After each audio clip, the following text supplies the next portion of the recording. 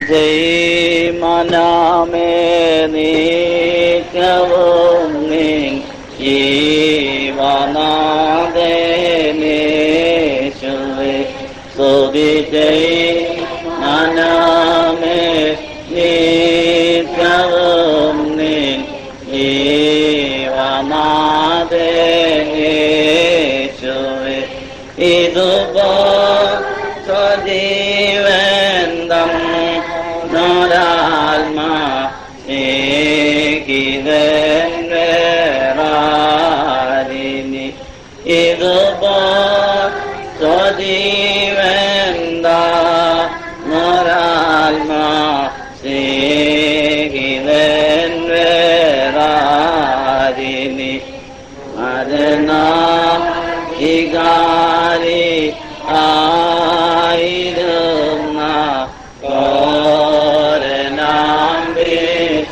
കോരനാംബിശാലിനെ മരണ വികാരി ആയിരുന്ന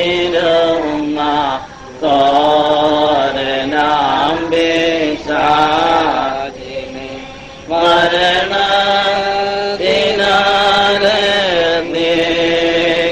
മൃത്യു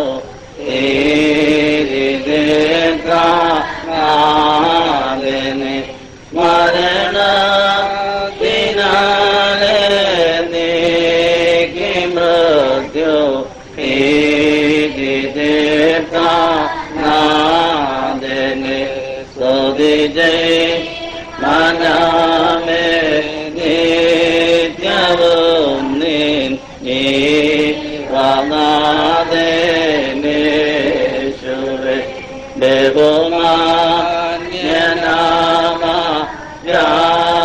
ബഹുമാന്യനാമയായി വാനിലാവൻ വാഴയാ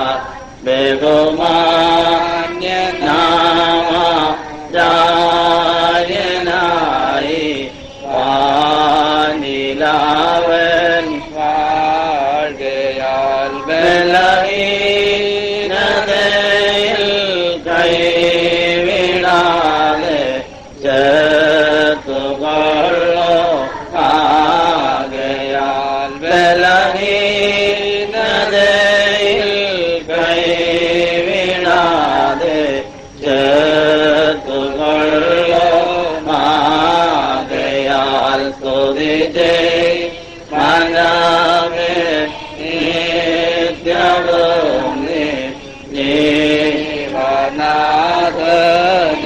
ജീവനാഥനേശുവേ ദിനവും മനമേ തൽസമയം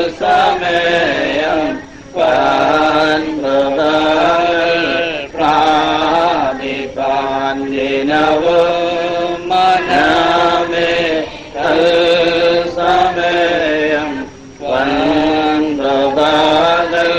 പ്രാപിപ്പാൻ അതിധൈര്യമായി കൃപാസനത്തിൽ ആന്തികത്തിൽ ചെന്നു നീ അതിധൈര്യമായി കൃപാസനത്തിൽ ആന്തികത്തിൽ ചെന്നു നീ സ്തുതി. ജയ് മനമേ നിത്യവും നിൻ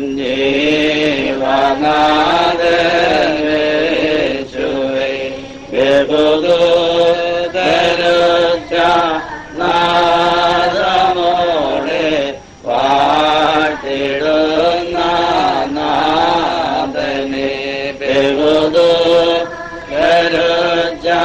നാദമോടെ വാഴ്ത്തിടുന്ന നാഥനെ ബലവും ധനവും ജ്ഞാനമെല്ലാം സ്വീകരിപ്പാൻ യോഗ്യനെ ബലവും ധനവും ജ്ഞാനമെല്ലാം സ്വീകരിപ്പാൻ യോഗ്യനെ സ്തുതി. ജയ് മനമേ നിത്യവും നിൻ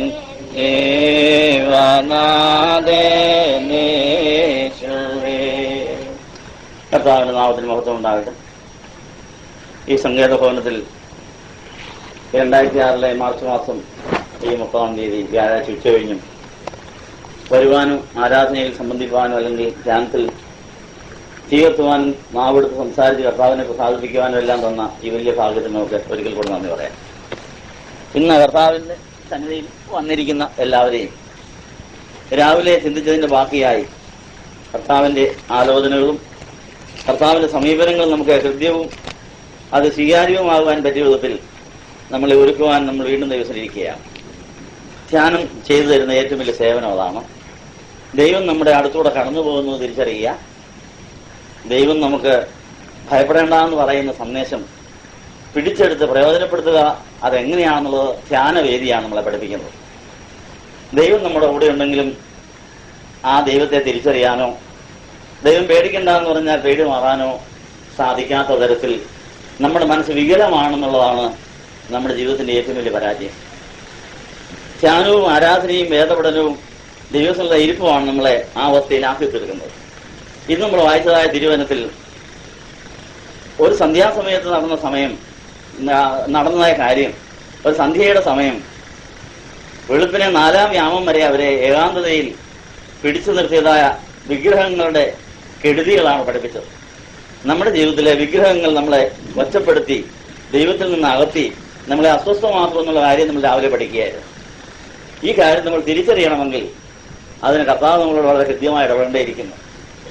സന്ധ്യയായപ്പോൾ ശിഷ്യന്മാർ കയറിയിരുന്ന വഞ്ചി കടലിന്റെ നടുവിലും യേശു ഏകനായ കരയിലുമായിരുന്നു എന്ന് പറഞ്ഞാണ് വിശുദ്ധ മർക്കോസ് സുവിശേഷം 6-47 തുടങ്ങുന്നത്. നമ്മുടെ സന്ധ്യകളിൽ ഇങ്ങനെ അനേക അവസരങ്ങളിൽ ദൈവം എന്തുകൊണ്ട് നമ്മളെ വിട്ടിട്ട് പോയെന്ന് ചോദിച്ച് നമ്മൾ നിരാശപ്പെട്ടിട്ടുണ്ടെങ്കിൽ അതിന് മറുപടി നമുക്കൊന്ന് കിട്ടി. ശിഷ്യന്മാർ യാത്ര ചെയ്യുമ്പോൾ കാറ്റ് പ്രതികൂലമായിരുന്നതുകൊണ്ട് അവർ തുഴഞ്ഞ് വിഷമിക്കുന്നത് യേശു കണ്ടു. അങ്ങനെ യേശുവിനെ കൂടാതെ ഒറ്റയ്ക്ക് തുഴയുവാൻ അവൻ നമ്മളെ വിട്ടിട്ട് നമ്മൾ ആ തുഴത്തിൽ തളർന്ന് ആഴത്തിലേക്ക് മുങ്ങിപ്പോകാതിരിക്കാൻ അവൻ നമ്മളെ മുകളിലിരുന്നുകൊണ്ട് പിടിച്ചുയർത്തുകയായിരുന്നു എന്നുള്ള കാര്യം നമുക്ക് തിരിച്ചറിയാൻ കഴിയുമോ? കർത്താവ് നമ്മളെ പിടിക്കുന്നതുകൊണ്ടും വലിക്കുന്നതുകൊണ്ടുമാണ് നമ്മൾ താഴാതിരിക്കുന്നത് എന്നുള്ളതായ കാര്യം എത്ര പേര് തിരിച്ചറിയും? ശരീരപ്രകാരമുള്ള അകൽച്ച അത് ആത്മീയമായ ശക്തമായ സാന്നിധ്യത്തിന്റെ ഒരു വലിയ ലക്ഷണം കൂടിയായിരുന്നു. ജീവിപ്പിക്കുന്ന ആത്മാവാകുന്നു, ശരീരം ഒന്നിനും ഉപകരിക്കുന്നില്ല എന്ന് വിശുദ്ധ യോഹന്നാൻ സുവിശേഷം 6-ാം അവസാനത്തിൽ എഴുതിയിട്ടുണ്ട്. ജീവിപ്പിക്കുന്ന ആത്മാവ് വ്യാപരിക്കാതെ ശരീരം അടുത്തുണ്ടായിട്ട് എന്താ കാര്യം? കർത്താവിന് അവരെ സഹായിക്കുവാൻ അത്രയും അകലത്തിൽ മുകളിൽ പോയിക്കേണ്ട ആവശ്യം ഉണ്ടായിരുന്നു. അപ്പൊ യേശു അവരെ സഹായിക്കാൻ തന്നെയാണ് അകന്നു മാറി മുകളിൽ പോയിരുന്നത്. പക്ഷെ ലോകത്തിനത് മനസ്സിലാകില്ല. ലോകം അത് തെറ്റിദ്ധരിക്കും. ശാരീരികമായ അകൽച്ചകളെ ലോകം തെറ്റിദ്ധരിക്കും. പക്ഷെ ശാരീരികമായ അകൽച്ചകൾ ആത്മീയമായ സാമീപ്യത്തിനും ആത്മീയമായ ശക്തിക്കും ശക്തദായകമാണെന്നുള്ള കാര്യം ഓർമ്മിക്കുക. നോമ്പ് കാലങ്ങളിൽ കുടുംബജീവൻ നയിക്കുന്നവർ പോലും ശാരീരിക ബന്ധമില്ലാതെ അകന്നിരിക്കണമെന്ന് പറയുന്നതിന്റെ കാര്യം സ്ത്രീപുരുഷബന്ധം പാപമായതുകൊണ്ടല്ല. സ്ത്രീപുരുഷബന്ധം പരിശുദ്ധമാണ്, പരിഭാവനമാണത്, ദൈവം വെച്ചതാണ്. എങ്കിലും അത് കുറെ കൂടെ ശക്തിദായകമാകുവാൻ, കുറെ കൂടെ ഹൃദ്യമാകാൻ ഒരകൽച്ച നല്ലതാണെന്നാണ് പറഞ്ഞതിന്റെ അർത്ഥം. അത് ദൈവഹിതപ്രകാരം ദൈവം അനുവദിച്ചിട്ട് ദൈവ നിയോഗപ്രകാരം വേണമെന്ന് മാത്രം. ഇവിടെ ഇതാ യേശുവിനോടുകൂടി ഇരിക്കുവാൻ വിളിക്കപ്പെട്ട 12 പേരെയാണ് യേശു ഒറ്റയ്ക്ക് നടുക്കളിൽ ഇട്ടോ. എന്നിട്ട് യേശു അകലെ മലയുടെ മുകളിൽ പോയിരിക്കുകയാണ്. നോമ്പ് കാലങ്ങളിൽ നമ്മളെല്ലാവരും ഒരു അകൽച്ച പാലിക്കുന്നത് പിണക്കമല്ല, വിരോധമല്ല, ഉപേക്ഷയല്ല. അത് വളരെ ശക്തിയോടെ അടുത്തു വരാൻ വേണ്ടിയുള്ള ഒരു വിഡ്രോയലാണ്. എ വിഡ്രോയൽ ഫോർ അഡ്വാൻസ് എന്ന് പറയും. Retreat is A withdrawal four advance എന്ന് പറഞ്ഞിരിക്കുന്നത് ഇവിടെയും വളരെ അർത്ഥത്താണ്. നമ്മളെല്ലാ ധ്യാനങ്ങളും ലോകപ്രകാരം നോക്കിയാൽ ഒരു ഒളിച്ചോട്ടമാണെന്ന് തോന്നും. അതൊരു ഉപേക്ഷണമാണെന്നോ കൃത്യവിലോപമാണെന്നോ ഒളിച്ചോട്ടമാണെന്നോ ഒക്കെ തോന്നും. പക്ഷേ ആധ്യാത്മികമായി അതിനെ വിവേചിക്കുമ്പോഴാണ് അത് കുറെ കാലം കൂടെ കഴിഞ്ഞതിന് ശേഷം മാത്രമേ അതിന്റെ അർത്ഥവും മനസ്സിലാകുകയുള്ളൂ. ഇപ്പൊ എല്ലാ തിങ്കളും വ്യാഴവും ശനിയും ഈ ധ്യാനമന്ദിരത്തിലേക്ക് അല്ലെങ്കിൽ സങ്കേതമന്ദിരത്തിലേക്കുള്ള വരവ് കാണുമ്പോൾ ഈ വഴിനീളമുള്ള പലരും നിങ്ങളുടെ വീട്ടിലുള്ളവരൊക്കെ ഇതിനെ പരിഹസിക്കാം. എന്തൊരു പോക്ക, എന്തിനാ ഇനിയൊക്കെ പോകുന്നത്, ഇതിന്റെ ആവശ്യമെന്ന, ഇത് കർത്തവ്യങ്ങളൊന്നും ചുമതല എന്നുള്ള ഒളിച്ചോട്ടമല്ലേ, വീട്ടിലെങ്ങാനും കുത്തിയിരുന്ന് പണി ചെയ്താൽ പോരെ, എടവപ്പള്ളി പോയാൽ പോരെ, എന്തിനാ ഇവിടം വരെ വരുന്നത്, എന്തിനാ ഇത്രത്തോളം വരുന്നവർക്കും പലരും ചോദിച്ചേക്കാം. ഇതൊക്കെ ഇവിടെയും ശിഷ്യന്മാർക്കും തോന്നിക്കാം. പക്ഷെ അതിന്റെ പ്രയോജനം 4-ാം യാമത്തിലാണ് മനസ്സിലായത്. സന്ധ്യ മുതൽ നാലായാമം വരെ കാത്തിരിക്കാത്തവർ പക്ഷെ നിരീശ്വരവാദികളായ പിന്മാറിപ്പോകാൻ സാധ്യതയുണ്ട്. മണിക്കൂർ എത്രയായി? സന്ധ്യ മുതൽ നാലായാമം വരെ മണിക്കൂർ ഒത്തിരിയുണ്ട്. ഇതുപോലെ ധ്യാന ജീവിതക്കാരുടെയും ആധ്യാത്മിക ജീവിതക്കാരുടെയും ഈ ഏകാന്തതയിൽ ഒറ്റയ്ക്കുള്ള പോക്ക് ആർക്കും മനസ്സിലാകാതിരിക്കാം. ദൈവത്തിന്റെ സാന്നിധ്യത്തിന്റെ യാതൊരു ലക്ഷണവും നമുക്ക് ആർക്കും തോന്നിയൊന്നും ഇരിക്കുകയില്ല. പക്ഷേ കർത്താവ് നമ്മളെ വളരെ ശക്തിയോടെ പിടിച്ചുയർത്തുവാനുള്ള ഒരുക്കമാണെന്ന് വിശ്വസിക്കാൻ നമ്മളെ കൊണ്ട് കഴിയുമോ? സന്ധ്യയായപ്പോൾ ശിഷ്യന്മാർ വഞ്ചിയിൽ കടലിന് നടുവിലും യേശു ഏകനായ കരയിലുമായിരുന്നു. ശിഷ്യന്മാർ യാത്ര ചെയ്യുമ്പോഴാണ് കാറ്റ് പ്രതികൂലമായിരുന്നത്. ഇങ്ങനെ കാറ്റ് പ്രതികൂലമാകുന്ന സാഹചര്യങ്ങളിൽ ദൈവം അകലെയാണെന്ന് തോന്നിയാലും ദൈവം നമ്മളെ വളരെ ശക്തിയോടെ അടുത്തു വന്ന് കൈപിടിച്ചുയർത്താനുള്ള ഒരുക്കമാണെന്ന് വിശ്വസിക്കാൻ നമ്മളെ കൊണ്ട് കഴിയുമോ? പരിഹസിക്കുന്നവരോട് അത് പറയാൻ നമുക്ക് ധൈര്യമുണ്ടോ? എന്റെ പ്രിയൻ, എന്റെ കർത്താവ് എന്റെ അടുത്തില്ലെന്ന് തോന്നിയാലും അവൻ എനിക്കായി മലയിലുണ്ട്. അവൻ മലയിൽ നിന്ന് അങ്ങോട്ട് കയറിയാണ് പോയതെന്ന് എന്നോട് പറഞ്ഞായിരിക്കും വരാൻ പോകും. എന്താ? അതാണ് എന്റെ ഗുണം. കയറിപ്പോയവൻ ഇനി ഇറങ്ങി വരണ്ട, പറന്നിഞ്ഞ് വരാൻ സാധിക്കും എന്നാണ്. അപ്പോൾ ആ പോക്ക് നല്ലതാണ്. അപ്പൊ നമ്മളെ കടലിൽ പോകുന്നവരെ സഹായിക്കാൻ കടലിലേക്ക് കൂടെ പോയാൽ ഈ പോകുന്ന ആളും കൂടെ മുങ്ങാനാ സാധ്യത. അതുകൊണ്ട് കടലിൽ പോകുന്നവരെ സഹായിക്കണം ഹെലികോപ്റ്ററിൽ കയറാൻ പോകുന്ന നല്ലത്. ഹെലികോപ്റ്ററിൽ കയറണം, ഹെലിപ്പാഡിൽ ചെല്ലണം. നമ്മൾ പറയുന്നത് ഹെലികോപ്റ്റർ കയറണം, ഹെലികോപ്റ്റർ ടേക്ക് ഓഫ് ചെയ്യുന്ന സ്ഥലത്തിന്റെ പേരാണ് ഹെലിപ്പാടെന്ന് പറയും. കേട്ടിട്ടുണ്ടോ? ഹെലിപ്പാഡ് എന്ന് പറഞ്ഞാൽ ആ ഹെലികോപ്റ്റർ എല്ലായിടത്തും ഇറങ്ങാനും പോകാനും അതിന് പ്രത്യേക സ്ഥലമൊക്കെ വേണം. അങ്ങനെയാണെങ്കിൽ വെള്ളത്തിൽ ഒരാൾ മുങ്ങിച്ചത്തേന്ന് കേട്ട ഉടനെ അവരെ സഹായിക്കാൻ പോകുന്ന ഹെലികോപ്റ്ററിന്റെ അടുത്തേക്ക് ഓടുക നല്ലത്. അല്ല മുങ്ങിച്ചാവുന്നതിലേക്ക് ഓടി ചെന്നാൽ കടലിൽ ചെന്നാൽ നമ്മൾ വെള്ളം കുടിച്ചാകുകയുള്ളൂ. അപ്പൊ അതാ ബുദ്ധി എന്ന് പറയുന്നത്. അപ്പോൾ വെള്ളത്തിൽ മുങ്ങിച്ചാവുന്നവരെ രക്ഷിക്കാൻ, അല്ലെങ്കിൽ കപ്പൽ ഛേദം വന്നിട്ട് വെള്ളത്തിൽ കൈയും കാലും ഇട്ടടിച്ച് മരണവുമായി മല്ലടിക്കുന്നവരെ രക്ഷിക്കാൻ നമ്മളും കൂടെ ചെന്ന് വെള്ളത്തിൽ ചാടിയ വല്ല ഗുണമുണ്ടോ? നമ്മൾ മുങ്ങിപ്പോവുകയുള്ളൂ. നമ്മൾ പോകേണ്ടത് അതിന്റെ മുകളിലേക്ക് ഹെലികോപ്റ്റർ പറന്നു പോകുന്ന ആ രക്ഷാസൈന്യം ഉണ്ടെങ്കിൽ അവരുടെ അടുത്തേക്ക് കൂടി അതിനകത്ത് കയറി ചെന്നാൽ വേണമെങ്കിൽ അതിലെവിടെ ആ ഗോവണി വഴി ഇറങ്ങി വന്നവരെ അവിടെ പിടിച്ചെടുക്കാം. അപ്പൊ ശിഷ്യന്മാർ നടുക്കടലിലേക്ക് പോയപ്പോൾ ലോകപ്രകാരം നോക്കിയാൽ യേശു അവരിൽ നിന്ന് ശരീരപ്രകാരം അകന്നകന്നു പോവുകയായിരുന്നു. അവരുടെ ശരീരം അകന്നകന്നകന്ന് നടുക്കടലിലേക്ക് പോവുകയാണ്. പക്ഷെ എന്തിനാണ്? യേശു ഹെലിപ്പാഡിലേക്കാണ് പോയത്. ഹെലിപ്പാഡിൽ ചെന്നിട്ട് പറന്ന് ഇങ്ങോട്ട് വരികയായിരുന്നു. അപ്പൊ മലയിൽ പോയാലേ പറക്കുന്ന ചിറക് കിട്ടുള്ളൂ. അപ്പൊ ഇവരെ രക്ഷിക്കണമെങ്കിൽ ഇനി ചിറകില്ലാതെ പറ്റിയില്ല. പോയത് വെള്ളത്തിലേക്കാണ്. ഇനിയും വെള്ളത്തിൽ ചാകുന്നവരെ, വെള്ളത്തിൽ മുങ്ങുന്നവരെ രക്ഷിക്കുവാൻ പറക്കുന്ന ശക്തി ജ്വലിപ്പിക്കണം. അതിനുവേണ്ടിയാണ് പോയത്. ധ്യാനം എന്ന് പറയുന്നത് അതാണ്. നമ്മൾ പാപച്ചേറ്റിൽ താഴുകയാണ്. താഴുന്നവരെ രക്ഷിക്കാൻ നമുക്ക് ഇതുപോലെ പറക്കുന്ന ചിറകുണ്ടെങ്കിലേ പറ്റുള്ളൂ. അതുകൊണ്ടാണ് സങ്കീർത്തനക്കാരൻ 40 സങ്കീർത്തനത്തിൽ കാത്തുകാത്തിരുന്നു. ഞാൻ യഹോവയ്ക്കായി കാത്തുകാത്തിരുന്നു എന്ന് പറഞ്ഞാൽ ആ കാത്തു എന്നുള്ള വാക്ക് ആവർത്തിക്കുന്നതിന്റെ അർത്ഥം തന്നെ അത് അനേക നാളാ, ഇത് അനേക മണിക്കൂറുകളാണ് കാത്തിരുന്നത്. ഇവർ നടുക്കടലിൽ കൈയും കാലോട്ട് അടിക്കുന്ന സമയം ഹെലികോപ്റ്റർ ഓൺ ചെയ്തിട്ടില്ല, ഹെലികോപ്റ്റർ സ്റ്റാർട്ടായിട്ടില്ല. അത് അങ്ങനെ ഒരുങ്ങുകയാണ്. അതൊക്കെ ഇന്ധനമൊക്കെ നിറച്ച് ചിറകൊക്കെ വിരിക്കുക, അതതിന്റെ ആ പ്രപ്പല്ലമൊക്കെ കറക്കിയിട്ട് വരുന്നേ ഉള്ളൂ. അത് എത്ര താമസിച്ചാലും നഷ്ടമുണ്ടോ? അങ്ങനെ ഇവരെ രക്ഷിക്കാൻ സാധിക്കുകയുള്ളൂ. നമുക്ക് ഇനി ചില ശക്തികളൊക്കെ ഉണ്ട് കേട്ടോ.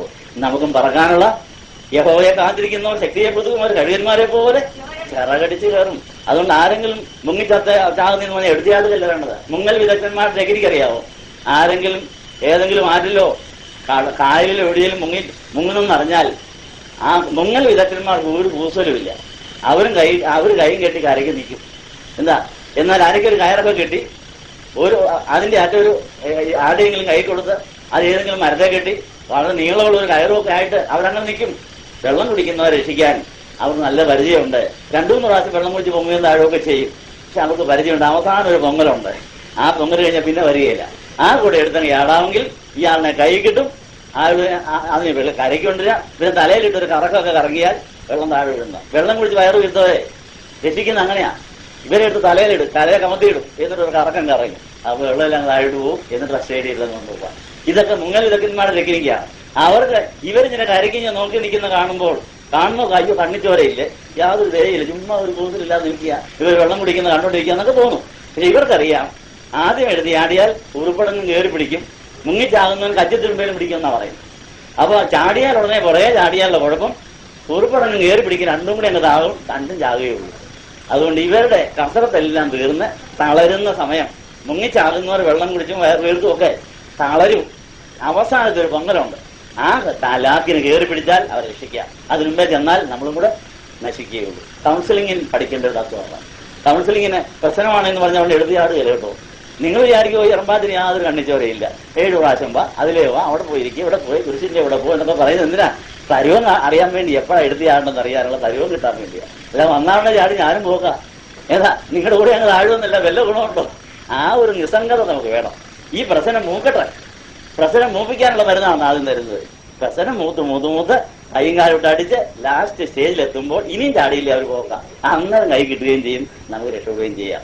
ഈ ഒരു ടെക്നിക്കാണ് കർത്താവ് ഇവിടെ പ്രയോഗിച്ചിരിക്കുന്നത്. അതുകൊണ്ട് ശിഷ്യന്മാരെ വിഗ്രഹങ്ങൾ കൊണ്ട് അവിടെ മനസ്സങ്ങ് വീർത്തു.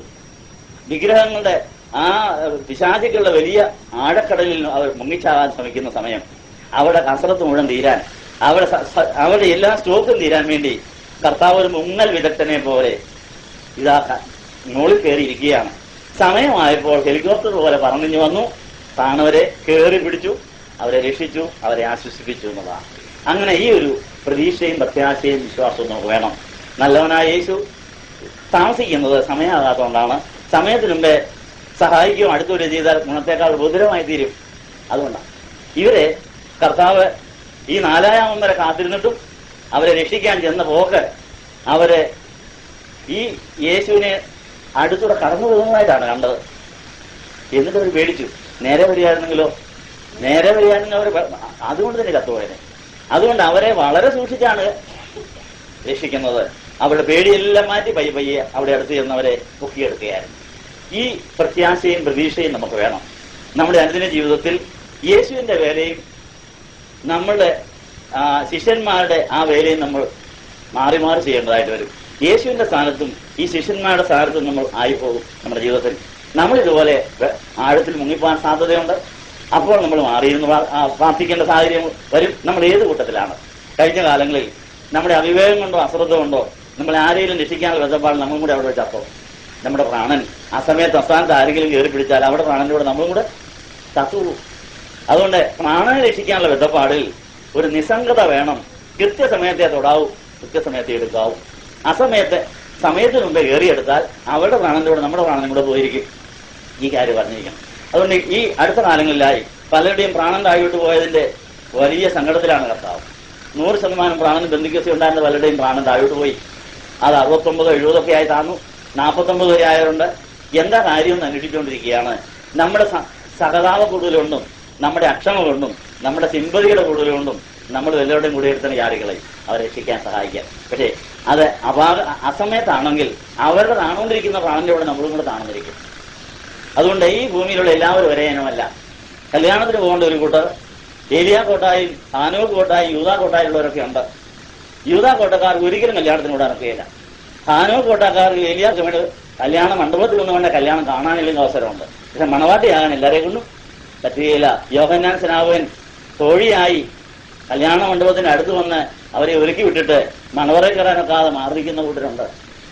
നമ്മൾ ഇടപെടുന്നവർക്ക് എത്ര പ്രിയപ്പെട്ടവരാണ്, ഏതെനമാണെന്ന് അറിഞ്ഞുകൊണ്ട് ഇടപെടാവും. ആ ഒരു വിവേചനം നമുക്ക് വേണം. ഒരു വീട്ടിലെ വിവാഹപ്രായം കഴിഞ്ഞ് വിവാഹ നിശ്ചയം കഴിഞ്ഞ് വിവാഹത്തിനായിട്ട് ഒരുങ്ങിക്കൊണ്ടിരിക്കുന്ന മണവാട്ടി ആരാണ്, വേലക്കാരത്തി ആരാ, അതിഥികളാരാ, ഇതൊക്കെ ഒരു വീട്ടിലുള്ള അമ്മയ്ക്ക് അറിയരുതോ? വീട്ടിലുള്ളവർക്ക് അറിയല്ലേ? പരിചയമില്ലാത്തവർക്ക് എല്ലാവരും കല്യാണത്തിന് പോകുന്നവരാണെന്ന് തോന്നും. ഇതൊരു അമ്മയ്ക്കറിയാം ഇതിലാരാണ് പ്രധാനപ്പെട്ട ആള്. അതിരാവിലെ എഴുന്നേറ്റ് ഉണർന്ന് ഒരുങ്ങി തയ്യാറായി കല്യാണത്തിന് കൊണ്ടുവന്ന മണവാട്ടിയാണ്. കൂടെ പോകാനുള്ള ആളെ രണ്ടാമത് ഒരുങ്ങണം. അതിനുശേഷം ആ ബാഗ് പിടിക്കാനുള്ളവർ വേണം, വണ്ടി പിടിക്കാനുള്ളവർ വേണം. ഇതെല്ലാം ഓരോരുത്തർ ഒരുക്കി വിടുക. എന്നാൽ വേലക്കാരത്തെ ആദ്യം ഇറങ്ങി ഒരുങ്ങി ചമഞ്ഞ് പോയാൽ വിടുവോ? നിക്കടി അവിടെ, അത് ചെയ്യുക, ഇത് ചെയ്യുക, നമുക്ക് വേണം അവസാനം പോകാന്നൊക്കെ പറഞ്ഞു അവരെ പിടക്കാൻ നോക്കുകയില്ല. അവരെ ജോലിയെടുത്ത് സാന്ത്വനപ്പെടുത്തി നോക്കി. ഇങ്ങനെ ഇതുപോലെ നമ്മളുടെ ജീവിതത്തിൽ നമ്മൾ ആരാണ്, മറ്റുള്ളവരാരാണ്. മുൻഗണനാ ക്രമത്തിൽ മാത്രമേ നമ്മൾ സഹതാപവും സ്നേഹവും കാണിക്കാവൂ. നമ്മളോട് വളരെയും സഹായം ചെയ്യുന്ന, നമ്മൾ സഹതാപം കാണിക്കുന്ന ഒരാൾ വെള്ളത്തിൽ ചാടുന്നത് കാണുമ്പോൾ നമുക്ക് ചാടണമെന്ന് തോന്നും, രക്ഷിക്കാനാ. പക്ഷെ രണ്ടും കൂടി ചിലപ്പോൾ താഴോട്ട് പോയിരിക്കും. അതുകൊണ്ട് കർത്താവിന്റെ ഇപ്പോഴത്തെ നോട്ടം കല്യാണത്തിന് പോകാനുള്ളവരെ ഒരുക്കുക എന്നുള്ളതും കർത്താവിനോട് മണവറയിൽ പ്രവേശിക്കുന്നവർക്ക് മുൻഗണന കൊടുത്ത് അവരെ ഒരുക്കുന്നൊരു വേലയാണ് ഇപ്പോൾ ഇവിടെ ചെയ്തുകൊണ്ടിരിക്കുന്നത്. എന്നാൽ അവരെ കൊണ്ട് തന്നെ ഇപ്പോൾ ലോകത്തിൽ കാര്യം നടക്കുകയില്ല. യൂദായും ഹാനോക്കും ഏലിയായും കർത്താവിന് വേണ്ടിയവരും എല്ലാം കൂടെ കുഴഞ്ഞു കിടക്കുന്ന ഒരു ലോകത്തിലാണ് നമ്മൾ ജീവിക്കുന്നത്. എല്ലാവരോടും എല്ലാ കാര്യം തുറന്നു പറയാൻ ഒക്കുകയില്ല. തുറന്നു പറഞ്ഞ കാര്യമായിട്ട് നടക്കുകയില്ല. ഈ പരിജ്ഞാനം നമുക്ക് വേണം. എങ്കിലേ ബുദ്ധിപൂർവ്വം വീട്ടിലെ കാര്യം ഒന്നേ നടക്കൂ. വീട്ടുകാരെ നടത്താൻ ആൾ വേണം, കല്യാണത്തിന് പോകാനും ആൾ വേണം, മണവാട്ടി യഥാർത്ഥത്തിൽ എത്തിക്കുകയും വേണം, എല്ലാവരെയും സന്തോഷിപ്പിക്കുകയും വേണം. ആരെയും പിണക്കാനും ഒക്കുകയില്ല, ആരും പിണങ്ങിപ്പോകാനും ഇടയായത്. അതാണ് ബുദ്ധിയുള്ള അമ്മച്ചിയുടെ നയം. അങ്ങനെ ബുദ്ധിപൂർവ്വം നിൽക്കണം നമ്മൾ. ഇതുപോലെ നമ്മളുടെ ഈ ലോക ജീവിതത്തിൽ നമ്മളാരാണ്, മറ്റുള്ളവരാരാണ്, ആരാണ് ആദ്യം പോകേണ്ടത്, ആരുടെയൊക്കെ കൂടെ കൂടാം, കൂടിയാൽ എത്രത്തോളം ആകാം, എത്രയായാലും അമിതമായി പോയി ഈ വിവേചനമല്ല നമുക്ക് വേണമെന്നാണ് പറഞ്ഞതിന്റെ അർത്ഥം. എങ്കിലേ നമ്മുടെ പ്രാണം താഴോട്ട് പോകാതിരിക്കാൻ സാധിക്കൂ. അപ്പോൾ ഈ ശിഷ്യന്മാരെ കർത്താവ് പിതാവ് കൊടുത്തതാണെങ്കിലും ഇവരാരാണെന്ന് യേശുവിന് അറിയാമായിരുന്നു.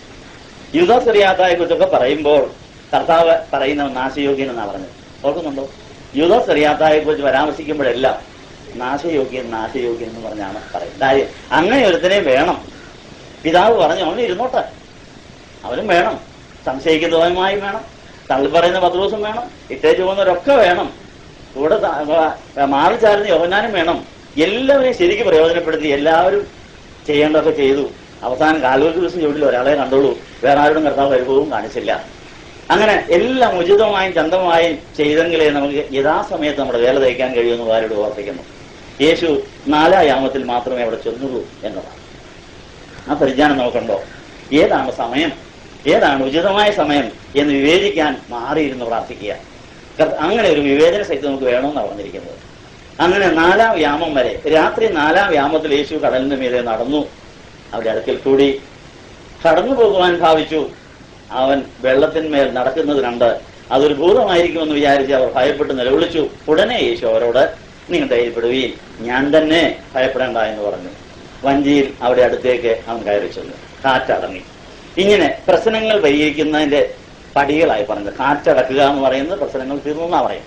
അപ്പോൾ ഈ കൊടുങ്കാറ്റ് നമ്മുടെ എല്ലാത്തരം പ്രശ്നങ്ങളുടെ ഒരു പ്രതിനിധിയാണ്, ഒരു സിമ്പലാണ്, ഒരു പ്രതീകമാണ്. ഈ കാറ്റടങ്ങുക എന്ന് പറയുന്ന കാര്യത്തിന് കർത്താവ് എത്ര സമയമെടുത്തു? സന്ധ്യയ്ക്ക് തുടങ്ങിയ പ്രശ്നമാണത്. പകൽ വളരെ മനോഹരമായ ഒരു സംഭവത്തിന് ശേഷമാണ് ഈ പ്രശ്നം വന്നിരിക്കുന്നത്. 5 അപ്പം കൊണ്ട് 5000 പേരെ പോഷിപ്പിക്കുന്ന അത്ഭുതത്തിന് ശേഷമാണ് ഈ കൊടുങ്കാറ്റ്. അത് സന്ധ്യയ്ക്ക് തുടങ്ങി വെളുപ്പിന് 4-ാം യാമത്തിലേ അതിന് പരിഹാരം ഉണ്ടായുള്ളൂ. അതുകൊണ്ട് ഏതെങ്കിലും ഒരു കാര്യം ഉണ്ടാകാനൊരു കാലം, അത് മൂക്കാനൊരു കാലം, അത് കുറയാനൊരു കാലം, അത് പരിഹരിക്കാൻ മാറ്റൊരു കാലം. അതുവരെയും നമ്മൾ ക്ഷമയോടെ നമ്മൾക്ക് ദൈവം അനുവദിച്ചിരിക്കുന്ന സ്ഥാനത്ത് മാറി നിൽക്കുകയും ദൈവം കൽപ്പിക്കുമ്പോൾ മാത്രം ഇടപെടുകയും ചെയ്യുന്ന ഒരു പരിജ്ഞാനം നമുക്ക് വേണം. അത് ലോകം തെറ്റിദ്ധരിക്കും, പക്ഷേ ദൈവനാമഹത്വത്തിന് ആവശ്യമാണ്. ലാസറിന്റെ വീട്ടിൽ ലാസറിന്റെ സഹോദരിമാർ തന്റെ ലാസറിന്റെ രോഗമായി എന്നുള്ള കാര്യം അറിയിച്ചു. പക്ഷെ യേശു കഴിഞ്ഞ ലാസറിന് ചെയ്യുന്നറിയാൻ ശേഷമാ ചെന്നത്. പിതാവാ ചെയ്യുന്നതിന് മനഃപൂർവ്വം കർത്താവിന് വേറെ പരിപാടി കൊടുത്തുകൊണ്ടേയിരുന്നു. വിവരം അറിഞ്ഞെങ്കിലും ഓരോ കാര്യം പറഞ്ഞുകൊണ്ടിരുന്നു. 4 ദിവസം കഴിഞ്ഞപ്പോഴാണ് പൊക്കൊള്ളാൻ പറഞ്ഞു. ചെന്നപ്പോഴത്തേക്ക് നാറിയിരുന്നു. എന്താ? അത് ദൈവത്തിന്റെ പദ്ധതിയുടെ ഒരു ഭാഗമായിരുന്നു. പക്ഷെ നാട്ടുകാരതൊക്കെ തെറ്റിദ്ധരിച്ചു. പക്ഷെ സഹോദരിമാർക്കും പരിഭവവും നിരാശയില്ലെങ്കിൽ നീ ഉണ്ടായിരുന്നെങ്കിൽ എന്റെ സഹോദരൻ മരിക്കില്ലെന്നേ പറഞ്ഞുള്ളൂ. അവരുടെ പ്രതീക്ഷ നഷ്ടപ്പെട്ടില്ലായിരുന്നു. പക്ഷെ അയലക്കംകാർക്ക് ഒത്തിരി കളിയാക്കി കാണും. ഏതായാലും ആ അവസാന നിമിഷത്തിൽ യേശു ചെന്ന് ലാസറെ പുറത്തു പോയെന്ന് പറഞ്ഞ് പുറത്തു കൊണ്ടുവന്ന് ആ വീട്ടിൽ പുനരുത്ഥാനത്തിന്റെയും ജീവന്റെയും ഒരു വലിയ സന്തോഷത്തിന്റെയും അനുഭവം കാഴ്ചവെച്ചു. ഇങ്ങനെയുള്ള യേശുവിന്റെ ജീവിതത്തിലെ പ്രവർത്തന ശൈലികൾ ദൈവത്തിന്റെ കടന്ന ബുദ്ധിയിൽ, കടന്ന വലിയ പദ്ധതിയിൽ കരുതിയ നീക്കങ്ങളാണെന്നുള്ള കാര്യം ഈ വേദഭാഗം വായിച്ചെങ്കിൽ നമ്മൾ യേശുവിനെയും ദൈവത്തെയും പരിചയപ്പെട്ടാൽ നമുക്ക് ആ പ്രതീക്ഷയോടെ കാത്തിരിക്കാൻ കഴിയുമെന്നാണ് പറഞ്ഞത്. നമ്മുടെ അവിവേകം കൊണ്ടും മുൻവിധി കൊണ്ടും ഏതെല്ലാം കാര്യങ്ങൾ അസമയത്ത് അസ്ഥാനത്ത് പാളിപ്പോയിരിക്കുന്നു. ഈ സന്ധ്യ കഴിഞ്ഞ് ഈ ശിഷ്യന്മാരൊക്കെ വേണമെങ്കിൽ ആത്മഹത്യ ചെയ്യാമായിരുന്നില്ലേ? ഈ വെള്ളത്തിൽ ഏതായാലും വെള്ളമാണ്, ഏതായാലും വെള്ളപ്പൊക്കമാണ്. കർത്താവ് ഇട്ടേച്ചങ്ങ് പോയി. അന്നാ വെള്ളത്തോടങ്ങ് ചാടിയപ്പോഴായിരുന്നു തേണ്ട് കിടക്കുന്നു. കർത്താവ് ഇതിലേ പോയി, എവിടെ പോയി? ഇങ്ങനെയൊക്കെ ആത്മഹത്യ നടക്കുന്നത്. എനിക്ക് 4-ാം യാമം വരെ കാത്തിരുന്നില്ലായിരുന്നെങ്കിൽ എന്ത് സംഭവിച്ചാണ്? ഇത് 4-ാം യാമം വരെ നമ്മൾ കാത്തിരിക്കാറില്ല, അതിനു മുമ്പേ നമ്മൾ തകർന്നിരിക്കും. അപ്പം 4-ാം യാമം വരെ പിടിച്ചു നിൽക്കണം. അവസാനത്തോട് സഹിച്ചു നിൽക്കുന്നവർ രക്ഷപ്പെടും. ഈ അവസാനം എന്ന് പറയുന്നത് ഇവിടെ 4-ാം യാമമായിരുന്നു. അതുപോലെ ഏത് കാര്യത്തിനും ഒരു അവസാനമുണ്ട്. ആ 4-ാം യാമം ഏത് എന്നുള്ള കാര്യം അറിയുന്നവരെയും പിടിച്ചു നിൽക്കണം. അതുവരെ പിടിച്ചു നിൽക്കുന്നവർക്ക് മാത്രമേ പ്രാണനെ ദൈവത്തിൽ എത്തിക്കാൻ സാധിക്കുകയുള്ളൂ. പരീക്ഷകൾ പല വിധത്തിൽ വരും, പലരിൽ കൂടെ വരും. ഏറ്റവും പ്രിയപ്പെട്ട സ്നേഹിതരിൽ കൂടി ആയിരിക്കും പരീക്ഷ വരും. നമുക്ക് നോ പറയാൻ വളരെ വിഷമം തോന്നും. നമുക്ക് പ്രിയപ്പെട്ടവരോട് നോ പറയേണ്ടി വരുന്നതാണ് ഏറ്റവും വലിയ സങ്കടം, ഇല്ലേ? ശത്രുക്കളോട് നോ പറയാൻ എളുപ്പമാണ്, പ്രിയപ്പെട്ടവരോട് നോ പറയാൻ അത് വളരെ പ്രയാസമുള്ള കാര്യമാണ്. അതിനും പ്രാർത്ഥിക്കണമെന്നാണ് പറഞ്ഞു. അതുകൊണ്ട് വളരെ പ്രിയപ്പെട്ട ഒരാൾ ഒരു വലിയ പദ്ധതിയുമായി നമ്മുടെ അടുത്ത് വരുമ്പോൾ പ്രാർത്ഥിച്ചിട്ട് അത് പ്രാണൻ പോകുന്ന ഒരു പരിപാടിയാണെന്ന് തോന്നിയാൽ നമുക്കതിനെ അവർക്ക് വിരോധം തോന്നാത്ത തരത്തിൽ അവതരിപ്പിക്കാൻ അതിൽ പ്രത്യേക ഉപവാസം എടുക്കേണ്ടി വരും. എങ്കിലേ ആ ശൈലിയിൽ അത് അവതരിപ്പിക്കാനൊക്കെ എല്ലാവരും തെറ്റിദ്ധരിച്ചുകളായി. വലിയൊരു കാര്യം, നല്ലൊരു കാര്യമാണെന്ന് പറഞ്ഞ ഒരു കാര്യം കൊണ്ടുവരും. നമുക്ക് ഇന്നിടത്തും വരെ പോകാം, വജ്ഞയെല്ലാം ഗുണമുള്ളതാന്നൊക്കെ പറയും. നമുക്ക് നോ പറയാൻ ഒക്കുന്നില്ല, നമുക്ക് കൊള്ളാമെന്നാണ് തോന്നുന്നത്. പക്ഷെ പ്രാർത്ഥിക്കുമ്പോൾ പറയുകയാണ് അതിലെ ഇന്ന് കുഴപ്പമുണ്ട്, അതിപ്പം വേണ്ട എന്ന് പറഞ്ഞാൽ ആ പൊരുത്തക്കേട് വരും. അവിടെ ആ ഫ്രണ്ട്ഷിപ്പ് എന്നേക്കുമായി പോകാൻ സാധ്യത. പക്ഷേ പ്രാണൻ നഷ്ടപ്പെടുന്ന ഒരു സാഹചര്യമാണെങ്കിൽ ദൈവം അവരെ വേറെ വഴിക്ക് തിരിച്ചുവിടും. അത് ബുദ്ധിപൂർവ്വം നോ പറയാൻ പഠിക്കണം എന്നതാണ്. അങ്ങനെ അനേക സ്നേഹിതർ പിണങ്ങിപ്പിരിഞ്ഞിട്ടുണ്ട്. അങ്ങനെ കർത്താവിന്റെ കല്യാണത്തിന് പോകേണ്ടവരും യൂദാ കോട്ടായിലുള്ളവരും ആനോ കോട്ടായിലുള്ളവരും ഏലിയ കോട്ടായിലുള്ളവരും തമ്മിൽ പിണങ്ങിപ്പിരിയും ചിലപ്പോൾ. കാരണം അവരുടെ എല്ലാ ഇഷ്ടാനിഷ്ടങ്ങളും ഒരുപോലെ ഇരിക്കുകയില്ല എന്നാണ് ഈ കാര്യം നമ്മൾ അറിഞ്ഞിരിക്കണം. അതുകൊണ്ട് ലോകപ്രകാരം അവർക്ക് മനസ്സിലാകുകയില്ല. അവർ ആ സാഹചര്യത്തിൽ നമ്മൾ ബുദ്ധിപൂർവ്വം നിൽക്കണം എന്നുള്ള കാര്യം ഓർക്കുകയാണ്. രാത്രി 4-ാം യാമത്തിൽ യേശു കടൽ മീതെ നടന്ന് അവിടെ അടുക്കൽ ചെന്നു. അതുവരെ അവർ ചാകാതിരിക്കാനും മുങ്ങിപ്പോകാതിരിക്കുവാനാണ് യേശു മുകളിൽ കയറുന്നവരെ മുകളിലോട്ട് വലിക്കുകയായിരുന്നു, താഴാതിരിക്കാൻ. ഇങ്ങനെ മാറിയിരുന്നുള്ള പ്രാർത്ഥനയ്ക്ക് അങ്ങനെ ഒരു ശക്തിയുണ്ട്. ഇങ്ങനെ ഒരു ശുശ്രൂഷ തന്നെയുണ്ട്. എല്ലാ ശുശ്രൂഷകളിലും ഇങ്ങനൊരു വേലയുണ്ട്. മാമോദീസ, വിവാഹം, വീടുദാശ, വിദേശയാത്ര, ഈ കാര്യങ്ങളെല്ലാം പുറയിൽ ആരും കാണാതെ മാറി എന്ന് പ്രാർത്ഥിക്കാൻ കുറെ പേരുള്ളത് വളരെ നല്ലതാണ്. അങ്ങനെയുള്ളവരെയൊക്കെ കണ്ടേച്ച് പോകാവും. നിങ്ങൾ കല്യാണം വിളിക്കാൻ പോകുമ്പോൾ മാറി എന്ന് പ്രാർത്ഥിക്കാൻ എല്ലാവരും വിളിച്ചിട്ടുണ്ടോ?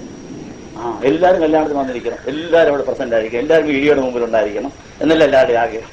പക്ഷെങ്കിൽ ആരോടെങ്കിലും നിങ്ങൾ പറഞ്ഞിട്ടുണ്ടോ എന്റെ കുഞ്ഞിന് വേണ്ടി പ്രാർത്ഥിക്കാൻ നിങ്ങൾ മാറി എന്ന് പ്രാർത്ഥിക്കാനെന്ന് വരണേ? അങ്ങനെ വിളിച്ചവരും പോവുകയില്ല അല്ലേ? നമുക്ക് എല്ലാവർക്കും മുമ്പ് നിൽക്കണം, എല്ലാവരും വീഡിയോ കയറണം അല്ലേ?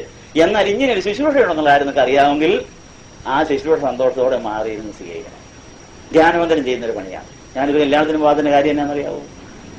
കല്യാണത്തിന് പോകാത്തതിന് കാര്യം ഈ കല്യാണം നടത്തിക്കാതിരിക്കാൻ ആഗ്രഹിക്കുന്ന അനേക തിന്മയുടെ ശക്തികൾ കാണും. അവരുമായി പോരാടിക്കൊണ്ട് വേറെ എവിടെയെങ്കിലും മാറി ഇതിനകത്ത് പ്രവേശിച്ചിരുന്നാൽ മതി.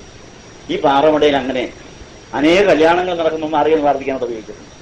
അനേക വീടുകൂതാശകൾ നടക്കുമ്പോൾ, പട്ടംകൊട ശുശ്രൂഷ നടക്കുമ്പോൾ, പ്രധാനപ്പെട്ട പല പരിപാടികൾ തന്നെ പലരും വിളിച്ചിട്ടുണ്ട്. ഞാൻ പറയും, ഇങ്ങനെ മാറിയിരിക്കേണ്ട ഒരു ആവശ്യമുണ്ട്. ചില ബന്ധനങ്ങളുണ്ട്, ചില പൈശാചിക പോരാട്ടങ്ങളുണ്ട്. എല്ലാവരും കൂടെ അവിടെ നിന്നാൽ എല്ലാം കൂടെ തവിടുപൊടിയാവും. ഈ പ്രശ്നവുമായി പോരാടിക്കൊണ്ട് മാറി നിൽക്കാൻ ഒരാൾ വേണം. അതാണ് ദാനിയേലിന്റെ പുസ്തകത്തിൽ എഴുതിയിരിക്കുന്നത്. ദാനിയേൽ പ്രാർത്ഥനയ്ക്ക് മറുപടി കൊടുക്കാൻ വേണ്ടി വന്നപ്പോൾ ഓയാറിൽ വലിയൊരു പോരാട്ടം. 21 ദിവസമാണ് പോരാട്ടം. 21 ദിവസത്തിൽ കൂടുതൽ ദാനിയേൽ ബോധിച്ച ആള് പോകാം. അതുകൊണ്ട് യുദ്ധം വേറെ ആളെ ഏൽപ്പിച്ചിട്ട് മറുപടിയുമായി ഇങ്ങോട്ട് ഇവിടെ ഏതധ്യായമാണ്? എത്ര? 10. ദാനിയേൽ 10-ലുണ്ട്. അപ്പൊ പ്രാർത്ഥനാ ജീവിതത്തിൽ ഇങ്ങനെ ഒരു റോളുണ്ട്. ഈ പാർസി രാജാവ്, പിന്നെ ഏതാ യവനപ്രഭു, ഇങ്ങനെയൊക്കെ പല പ്രഭുക്കന്മാർ ഈ ആത്മീയമണ്ഡലത്തിലുണ്ട്. ഇവരുമായി പോരാടി മാറി നിൽക്കുന്ന ഒരു വലിയ ഉപകാരമാണെന്നറിയാവും. നമ്മളെ തകർക്കാൻ വരുന്നവരെ നേരിട്ടുകൊണ്ട് അവരെ വേറെ സ്ഥലത്തേക്ക് വിളിച്ചുകൊണ്ട് പോകുന്ന വലിയൊരു ഉപകാരമാണ്. കല്യാണം മുടക്കികളുമായി ഇടപെട്ടുകൊണ്ട് ഒരാളങ്ങ് മാറിയ കല്യാണം ഭംഗിയായിട്ടങ്ങ് നടക്കും. അത് എന്റെ റോൾ എന്നാ നിങ്ങൾ ചിന്തിക്കണം. നമ്മളെ കല്യാണത്തിന് വിളിച്ചാലും വിദേശത്ത് പോകാൻ വിളിച്ചാലും എന്തിനു വിളിച്ചാലും അതിൽ നമ്മുടെ റോൾ എന്താണ്, ദൈവം നമ്മളെ ഏൽപ്പിച്ച പണി എന്താ, അതാരും കാണാതെ ഒളിച്ചിരിക്കുന്ന ഒരു പണിയായിരിക്കാം. എല്ലാവരും സ്വീകരിക്കും അത്. അങ്ങനെയും കൂടെ കുറെ പേരുണ്ടെങ്കിൽ ഈ ഭൂമി, ഈ ലോകം നിലനിർത്തുമോ? അങ്ങനെയുള്ള കുറെ പേരുണ്ടാകാൻ നിങ്ങൾ പ്രാർത്ഥിക്കണം. അത് നിങ്ങളുടെ കുടുംബജീവിതം, സന്യാസ ജീവിതം, സഭാജീവിതം, നിങ്ങളുടെ ബിസിനസ് മുതലായ കാര്യങ്ങൾ ഭംഗിയായി നടക്കണമെങ്കിൽ ആരും കാണാതെ മാറിയിരുന്ന് അതിനെതിരായി പ്രവർത്തിക്കുന്ന തിന്മയുമായി പോരാടി നിങ്ങൾക്ക് സ്വസ്ഥത നൽകാനായിട്ട് സ്വമനസ്സാ വോളണ്ടറിയായിട്ട് അത് ഏറ്റെടുക്കാൻ പറ്റിയ ഒരാളുള്ളത് ഏറ്റവും വലിയ ഭാഗ്യം. ഇതാരെയും പിടിച്ചേൽപ്പിക്കാന്നൊരു പണിയല്ല. ഏതാ മാറി എന്ന് പ്രാർത്ഥിക്കാൻ കല്യാണത്തിന് വരണേ? വിളിക്കാനൊക്കെ പോകും. കല്യാണത്തിന് വിളിക്കാനേ ഒക്കെ ഉള്ളൂ. ആ വെല്ലുവിളിയുള്ളവർ പറയാം, സഹോദര സഹോദരി ഞാൻ മാറി എന്ന് പ്രാർത്ഥിച്ച വലിയ കാര്യമെന്ന് പറഞ്ഞവരെ അവിടെ ഇരുത്തണം. അയ്യോ നീ വന്നില്ലെങ്കിൽ എന്റെ കല്യാണം മോശമാണെന്ന് വിചാരിക്കരുത്. അങ്ങനെ ഒരാൾ സന്മനസ്സാടെ പറയുന്നെങ്കിൽ അത് വലിയൊരു ഉപകാരമാണെന്ന് പറയാനുള്ള കാര്യം മനസ്സെങ്കിൽ നിങ്ങൾക്ക് വേണം എന്നാണ് യേശു ചെയ്ത കാര്യം. ഇവരെ നടുക്കടലിലേക്ക് പോകുമ്പോൾ അവരെ രക്ഷിക്കാൻ ഇതല്ലാതെ വേറൊരു മാർഗവുമില്ലായിരുന്നു. അവരെ വെള്ളത്തിൽ മുക്കിക്കൊല്ലാനായിരുന്നു പിശാചിന്റെ പരിപാടി. ആ പിശാചുമായി പോരാടാൻ, മല്ലുപിടിക്കാൻ ആ മലയിലുള്ള ഇരിപ്പ് വളരെ സഹായകരമായിരുന്നു. യേശു ചെയ്ത ഏറ്റവും വലിയ സഹായമാണ് ഈ 4-ാം യാമം വരെ ഇവരുമായി മലയിൽ നിന്ന് പോരാടിയിട്ട് കൃത്യസമയത്ത് അങ്ങോട്ട് ചെന്ന് അവരെ രക്ഷിച്ചു എന്നുള്ളതാണ്. ഇങ്ങനെ ഒരു ശുശ്രൂഷയുണ്ടെന്നുള്ള കാര്യം നമ്മൾ അറിഞ്ഞിരിക്കണം. ഈ കല്യാണത്തിന് മുമ്പും കല്യാണത്തിന് ശേഷവും, ഏത് പരിപാടിക്ക് മുമ്പും ഏത് പരിപാടിക്ക് ശേഷവും രഹസ്യമായ ഒരു പരിപാടി. അതുകൊണ്ട് യേശു പകൽ മുഴുവൻ ചെയ്ത വേലയ്ക്ക് ശേഷം മലയിലേക്ക് പോയി. മലയിൽ ഇരുന്നതിന് ശേഷം രാവിലെ വേലയ്ക്ക് വരിക. ഏത് ശുശ്രൂഷയ്ക്ക് മുമ്പും ഏത് ശുശ്രൂഷയ്ക്ക് ശേഷവും രഹസ്യമായി നടത്തേണ്ട ഒത്തിരി കാര്യങ്ങളുണ്ട്. അത് രഹസ്യമായി നടന്നെങ്കിൽ ഒരു കാര്യം ഭംഗിയായി നടക്കുമെന്ന കാര്യം കർത്താവ് പഠിപ്പിച്ചിരിക്കുന്നു. ഇത് പ്രാർത്ഥിക്കുന്നവർക്ക് മാത്രമേ ഇത് മനസ്സിലാവുകയുള്ളൂ. ഇങ്ങനൊരു ജോലി ഉണ്ടെന്നുള്ള കാര്യം. ഈ സങ്കേതഭവനും ധ്യാനമന്ദിരവും ഇങ്ങനെ ദിവസം ഓടിക്കൊണ്ടിരിക്കുന്നത് രാത്രിയും പകലും ഇല്ലാതെ മാറി മാറി ഇതിന്റെ ഓരോ കാര്യങ്ങൾ നോക്കി പ്രവർത്തിക്കാൻ പ്രാർത്ഥിക്കാൻ കുറെ പേരുള്ളതുകൊണ്ട് മാത്രമാണ് നിൽക്കുന്നത്. അവരെപ്പോഴാണ് അപ്രത്യക്ഷമാണെന്ന് പറയാനൊക്കെയില്ല. അപ്പോൾ ഇത് മാറി ഇതില്ലാതായിരിക്കും. ഞാൻ പറഞ്ഞതിന്റെ അർത്ഥം നമ്മൾ അദൃശ്യമായ അനേക വേലകളുടെ സമാഹാരമാണ് ദൃശ്യമായ ഒരു വേല. നമ്മുടെ ശരീരം കയ്യോ കാലോ അനങ്ങുന്നു നിങ്ങൾ കാണുന്നു. പക്ഷെ കൈയും കാലും അനങ്ങണമെങ്കിൽ രഹസ്യമായി എത്ര അവയവങ്ങൾ പ്രവർത്തിച്ചിട്ടാ കൈയും കാലും അനങ്ങുന്നത് ആണോ? നമ്മുടെ കൈയും കാലും അനക്കിയ ഒരു വേല നമ്മൾ ചെയ്യുമ്പോൾ ആരും കാണാത്ത കുറെ അവയവങ്ങൾ അകത്തിരുന്ന് വേല ചെയ്യുന്നുണ്ട് എന്നാ പറഞ്ഞതിന്റെ അർത്ഥം. അതിനെ അത് മറക്കരുത്. ശവയാകുന്ന ശരീരത്തിൽ ഇങ്ങനെ മറഞ്ഞിരുന്ന് പ്രവർത്തിക്കാൻ വിളിക്കപ്പെടുന്ന ഒരു കൂട്ടരുണ്ട്. അതാരാണെന്ന് അവരവരറിഞ്ഞിരിക്കണം, സമൂഹം അംഗീകരിച്ചിരിക്കണം. അവർക്ക് ആ പണി ചെയ്യാനുള്ള സൗകര്യം കൊടുക്കണം. അല്ലെങ്കിൽ പണി നഷ്ടപ്പെട്ടു പോകും, എല്ലാം കൂടെ താഴെ വീഴും. അതാണ് ദൈവവിളി ബോധത്തോടെ എന്നെ ദൈവം എന്തിനാ വിളിച്ചിരിക്കുന്നത്, ഒരു കാര്യത്തിൽ എന്റെ റോളെന്താ, ഞാൻ എവിടെ ഇരിക്കണം, എപ്പോ അവിടെ പോകണം, ഞാൻ എന്ത് ചെയ്യണം. അതുകൊണ്ട് രോഗിയാണെന്ന് പറഞ്ഞാൽ ഉടനെ ഓടി വരിക, പ്രാർത്ഥിക്കുക, സാധാരണ ശൈലി അതാണ് അല്ലേ? ഒരാൾ രോഗിയാണെന്ന് അറിയിച്ചാൽ ഉടനെ എല്ലാവരും ഓടിക്കൂടുക, പ്രാർത്ഥിക്കുക, പോവുക. പക്ഷേ നമ്മളെപ്പോഴാ പോകേണ്ടെന്ന് കർത്താവിനോട് ചോദിക്കണം. നമ്മൾ എപ്പം എന്ത് ചെയ്താൽ എങ്ങനെയൊക്കെ ശുശ്രൂഷ ചെയ്താൽ ആ രോഗിക്ക് ആശ്വാസം കിട്ടുന്നുള്ള പ്രാർത്ഥിച്ചിട്ടേ ചെയ്യാവൂ. നമ്മുടെ ശൈലി ഉടനെ നടപ്പിലാക്കുകയല്ല, അത് എപ്പോഴായിരിക്കും പ്രയോജനപ്പെടുന്നത്, അത് എങ്ങനെയായിരിക്കും, ഞാൻ എന്താ ചെയ്യേണ്ടത് എന്നറിഞ്ഞിട്ട് ചെയ്താൽ വളരെ പ്രയോജനമായിരിക്കും. അതുകൊണ്ട് നമ്മുടെ ആ നല്ല മനസ്സ് കർത്താവിലേക്ക് കൊടുക്കാമെങ്കിൽ കർത്താവ് അത് കൃത്യസമയത്ത് പ്രയോജനപ്പെടുത്തിയിരിക്കും. നമ്മളിൽ ഏത് സാധനം കിട്ടിയാലും കർത്താവിനെ ഏൽപ്പിച്ചാൽ, കർത്താവെ ഇത് ഏറ്റവും ബെസ്റ്റായിട്ട് എങ്ങനെ ഉപയോഗിക്കാൻ സാധിക്കും വെച്ചാൽ കർത്താവ് കൃത്യസമയത്ത് അത് പറയുന്നത് ഇതങ്ങോട്ട് ഉപയോഗിക്കാൻ പറയും. ഇങ്ങനെ ഏത് കാര്യവും ഏത് സാധനവും ബെസ്റ്റായിട്ട് നമുക്ക് ഉപയോഗിക്കാൻ സാധിക്കും. ഒന്നും കളയരുത്, മാറ്റി വെച്ചേക്കണം, സൂക്ഷിച്ചു വെച്ചേക്കണം. നമുക്ക് വേണ്ടാത്തതൊക്കെ ആർക്കും നീട്ടിയതായിരിക്കും. ഇങ്ങനെ നമുക്ക് സകലതിനെയും പ്രയോജനപ്പെടുത്താൻ കഴിയും. എല്ലായിടത്തും നമുക്ക് ദൈവനാമഹത്വത്തിനായി പ്രവർത്തിക്കാൻ കഴിയും. പക്ഷേ 4 ആവും വരെ കാത്തിരിക്കണം. അതുവരെ മാറിയിരിക്കേണ്ടവർ മാറിയിരിക്കണം, അകന്നിരിക്കേണ്ടവർ അകന്നിരിക്കണം, ഒന്നിച്ചിരിക്കേണ്ടവർ ഒന്നിച്ചിരിക്കണം. ഇവരെ 12 കൂടെ ഒന്നിച്ചാ കാര്യങ്ങളിട്ട് അടിക്കും ഇല്ലേ? യേശു മാത്രം മാറിയിരിക്കും. ഇങ്ങനെയുള്ളതായ കാര്യങ്ങൾ അനുദിന ജീവിതത്തിൽ ഉണ്ടെന്ന് ഇവിടെ നമ്മളെ പഠിപ്പിച്ചിരിക്കുക. നമ്മുടെ സമയം വൈകിയിരിക്കുന്നതുകൊണ്ട് ഈ സംഗതി നമുക്ക് പ്രാർത്ഥനയാക്കി മാറ്റണം. നമ്മൾ സ്തുതിക്കുന്നത് പോരാ, ജാഗരിക്കുന്നത് പോരാ, കാത്തിരിക്കുന്നത് പോരാ എന്നുള്ള വലിയ പരിഭവമാണ് നമുക്ക് എല്ലാവർക്കും ഇന്ന് കിട്ടിയിരിക്കുന്ന പ്രധാന സന്ദേശം. അതാണ് സ്തുതി പോരാ, വിചാരങ്ങൾ കൂടുതലാണ്. നമ്മുടെ വിചാരങ്ങളും വിഗ്രഹങ്ങളും നമ്മുടെ ശക്തി മുഴുവൻ ഉപകരിച്ച് കർത്താവിന് കിട്ടേണ്ടതെല്ലാം കിട്ടുന്നില്ല എന്ന് പറഞ്ഞ് നോട്ടീസ് വന്നിരിക്കുന്നതുകൊണ്ട് ഞാൻ വർത്തമാനം നിർത്തുകയാണ്.